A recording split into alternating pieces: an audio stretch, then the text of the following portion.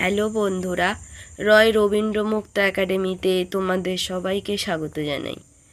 আজকে আমি তোমাদের ভৌত বিজ্ঞানের পঞ্চম অধ্যায়ের এক কথার প্রশ্ন উত্তর এবং সংক্ষিপ্ত প্রশ্ন উত্তর কী কী ইম্পর্টেন্ট আছে সেগুলো তোমাদেরকে বলে দেবো।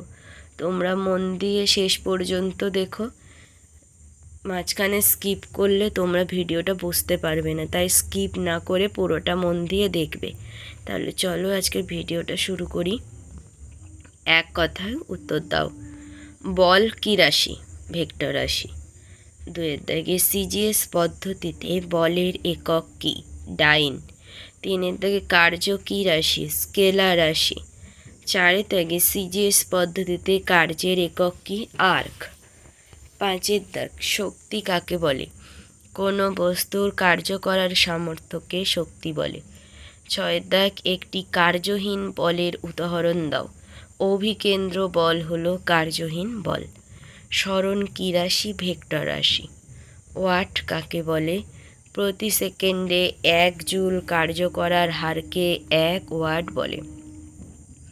যান্ত্রিক শক্তি কোন কোন শক্তির সমষ্টি? স্মৃতিশক্তি ও গতিশক্তির। যান্ত্রিক শক্তি কয় প্রকার? 2 প্রকার। এরপরে আসছে সংক্ষিপ্ত প্রশ্ন। একের দাগে আছে কার্যহীন বল কাকে বলে? 2টি উদাহরণ দাও।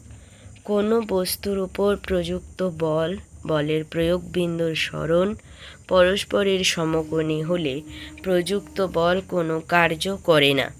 এই ধরনের বলকে কার্যহীন বল বলা হয়। তারপরের প্রশ্ন দিয়ে দিয়েছি আর উত্তর দেইনি। কি আছে দেখো, ক্ষমতা কাকে বলে? ক্ষমতার রাশিমালা কি? 3-এর দাগে আছে নিউটন ও ডাইন কোন ভৌত রাশির একক? এদের মধ্যে সম্পর্ক কি?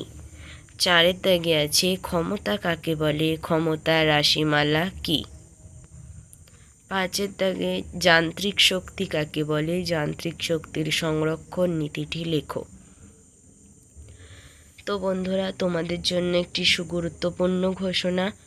মাধ্যমিক ও উচ্চ মাধ্যমিকের সমস্ত সাবজেক্টের নোট এবং সাজেশান খুবই স্বল্প মূল্যে আমাদের কাছে পেয়ে যাবে।